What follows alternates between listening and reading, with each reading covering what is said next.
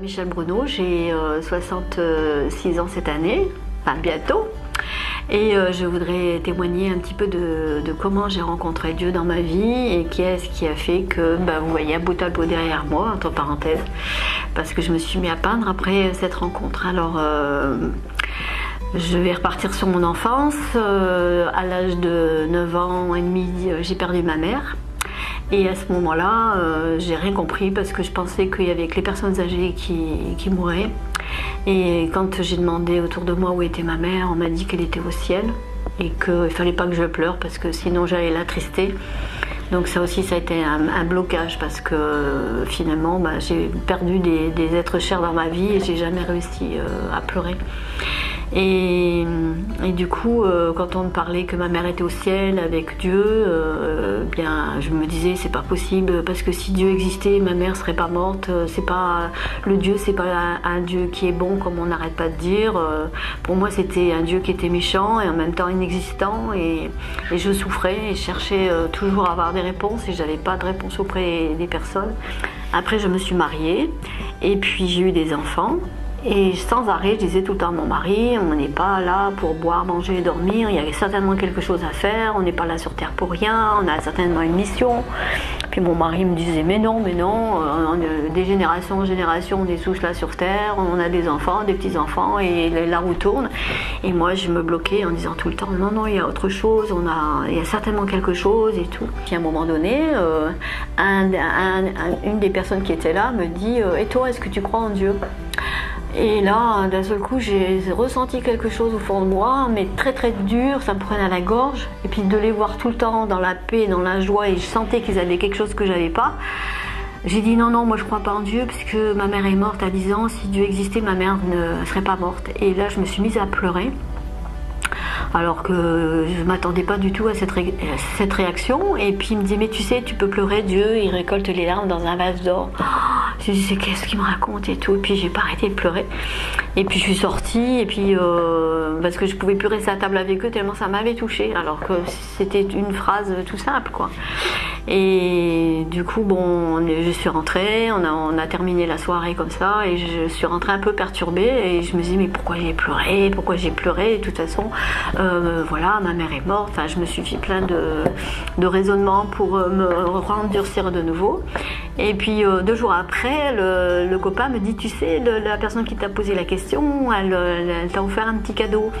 Alors je lui dis c'est quoi? Et puis en fait il m'avait offert une Bible. Donc c'était au début des vacances, j'ai commencé à lire la Bible toutes les vacances, juillet, août, j'ai commencé par le Nouveau Testament, après je suis allée dans l'Ancien Testament, je retournais dans le Nouveau. Et là j'ai pas arrêté de pleurer. Et je pleurais. Alors moi qui n'avais pas pleuré au décès de ma mère, qui n'avais pas pleuré chaque fois que je perdais quelqu'un, je n'arrêtais pas de pleurer parce qu'en lisant la Bible, je disais mais je peux pas être comme ça, je peux pas être comme ça. Il était dit tu aimeras ton prochain comme toi-même. Quelque part je m'aimais pas, je pouvais pas aimer, j'aimais pas les autres. Et puis au début de la rentrée scolaire, j'ai emmené ma fille à l'école et au retour de la rentrée scolaire, eh bien je me suis retrouvée aveuglée, j'avais mal aux yeux, j'avais des brûlures dans les yeux.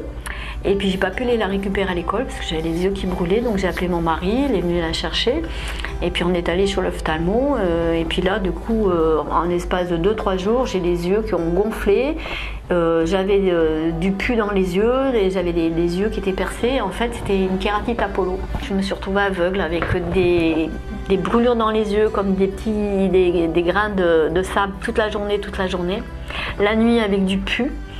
Et j'avais des lunettes de glacier dans ma maison parce que je pouvais pas, la moindre lumière même de passer devant la télévision avec les lunettes de glacier, si je voyais un trait blanc, je hurlais. Du coup je suis rentrée dans cette église et je sais pas, on était peut-être 200 personnes. Et moi je me suis mis directement au fond parce que je voulais pas aller en avant, donc je me suis mis au fond. J'avais les lunettes de glacier au fond de l'église là-bas. J'étais avec 2-3 personnes qui faisaient partie de l'église. Et puis c'était un pasteur américain qui était là pour la première fois, donc il parlait en anglais, il était traduit. Et puis il nous avait dit, le premier message c'était qu'il parlait que Dieu lui avait parlé. Alors si Dieu lui a parlé, pourquoi il parle à lui et pas à moi, enfin. Et puis à un moment donné, il a dit bon, on va prier pour les malades. Donc il a commencé à dire qu'il y avait des personnes qui avaient mal à la tête, d'autres qui avaient mal à la colonne vertébrale, que Dieu allait les guérir aujourd'hui. Et j'ai dit aux amis, mais on est combien ici? Entre 152 ans peut-être. Je dis, mais sur les 150-200, il y en a bien qui a mal à la tête, qui a bien mal aux pieds, mais vous gobez n'importe quoi, mais c'est quoi? Je dis, non, moi je veux partir. Maintenant vous me ramenez, j'en ai trop entendu, je veux rentrer. Et au moment où j'avais vraiment dit je veux rentrer, je veux partir, parce que là vraiment j'en pouvais plus, j'avais l'impression d'entre parenthèses dire j'entends que des conneries, je pars. Et d'un seul coup, ce pasteur fait stop, parce qu'il y avait une musique de fond, il y avait des musiciens qui jouaient pendant qu'il priait. Stop, j'ai quelque chose d'important à dire. Et là, il dit, dans l'avion, le Saint-Esprit m'a parlé. Alors, tout le monde se taisait, il n'y avait pas un bruit et tout. Le Saint-Esprit m'a parlé que dans cette église, il y a une femme qui est aveugle depuis 6 mois, qui a mal à l'œil gauche plus qu'à l'œil droit, et que Dieu veut la guérir aujourd'hui. Si elle veut, Dieu va la guérir aujourd'hui. Je me suis écroulée au fond de l'église. Vraiment, là, je me suis écroulée, presque dans les pommes et tout. Et quand je suis arrivée devant ce pasteur, je ne savais pas comment prier pour les malades, je ne savais pas ce qui se passait. Puis il a posé les mains sur ma tête pour prier pour moi. Je me suis sentie partir, mais dans le noir. Alors j'ai passé 6 mois dans la lumière où je ne supportais pas la lumière. Et là, je me suis retrouvée dans le noir. Et j'avais l'impression d'être dans les ténèbres et qu'on criait dans les ténèbres. Et puis moi, au fort intérieur, je dis non, moi je veux voir la lumière. Et je dis je veux voir la lumière. Et du coup, quand j'ai dit je veux voir la lumière, il a enlevé les mains et là j'ai retrouvé la vue. Mais au moment où j'ai retrouvé la vue, je disais pardon, parce que je me suis pas retrouvée devant ce pasteur. J'ai vu une masse devant moi et j'ai eu l'impression de me retrouver devant Dieu et de dire pardon à Dieu parce que j'ai réalisé que j'avais dit que je refusais Dieu dans ma vie, donc je m'étais liée à ces paroles-là.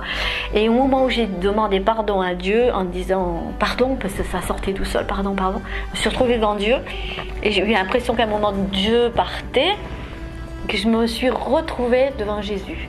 Il y a eu vraiment, je ne sais pas comment expliquer, il y a eu des mouvements devant moi, mais des mouvements où je me sentais bien, puis je disais, mais j'étais morte avant, je suis vivante. Voilà, et du coup, j'étais tellement dans la joie, puis tout le monde était tellement dans la joie, que j'ai dit, là, je veux me faire baptiser, parce que j'ai vraiment eu cette révélation que Dieu existait, que j'avais refusé Dieu dans ma vie parce que j'avais dit que Dieu n'existait pas.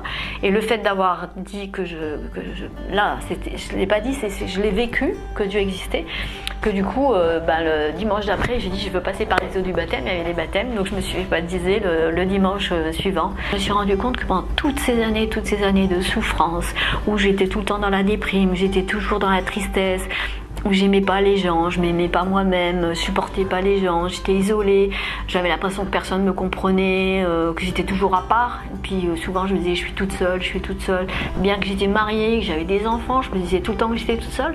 Là j'avais l'impression que j'étais plus toute seule, j'avais Dieu en moi, j'avais Jésus et j'avais ma famille, j'avais mon mari et mes enfants, mais Dieu avait pris une place, ce vide qui était en moi avait été comblé et du coup j'étais dans la paix, j'étais dans la joie, j'étais heureuse. Voilà.